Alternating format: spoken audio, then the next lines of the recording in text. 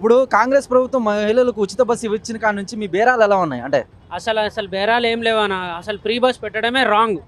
అసలు పెట్టడమే రాంగ్. ఇంకోటి ఏంటంటే బస్ ఛార్జీ పెట్టడము, వాళ్ళకు ఫ్రీ బస్ చేయడము, మాకు ఉండకపోవడము అన్నీ తగ్గిపోయింది. అసలు డీజిల్ మందం కూడా వెళ్ళట్లేదు డబ్బులు. మా ఇంటికి ఏం పట్టుకోబోతుండే, మేము ఏం పట్టుకోవడానికి ఏమీ లేదు. ఆటోకి మందం కిరాయి కూడా వెళ్ళట్లేదు తెలుసా. ఓనర్లు నెత్తి మీద పెట్టుకుని ఆటో గుంజుకుంటున్నామని అంటే కాళ్ళు ఏళ్ళు మొక్క ఏదో నడిపించుకుంటున్నాం. అట్లా ప్రభుత్వం వచ్చినప్పటి నుంచి ఏం చేయట్లేదు జనాలకి. ఏం చేస్తుందని ఫ్రీ బస్ అదేదో 15,000 20,000 ఇస్తా అన్నారు ఆటో డ్రైవర్స్కి. అది ఏమీ లేదు, ఇది ఏమీ లేదు. 15,000 ఇచ్చినా కానీ 10 రూపాయలు కూడా మా దగ్గర రావని అవి. అదే విధంగా అంటే ఇప్పుడు బడ్జెట్లో కూడా ఆటో కార్మికులకు నిధులు కేటాయించాలని 15వ తారీఖు బంద్కు పిలుపునిచ్చారు ఆటో కార్మికులు. దీనికి మీరు మద్దతు తెలుపుతున్నారా? నేను పక్కా వెళ్తానన్నా, వెళ్తాను, మద్దతు చేస్తాను, ధర్నా కూడా చేస్తాం. ఈ బస్సులు ఫ్రీ బస్సు ఆపేయాలని నేను కోరుతున్నాను. చాలా వరకు రానోళ్ళని కూడా నేను తీసుకెళ్తానన్నా.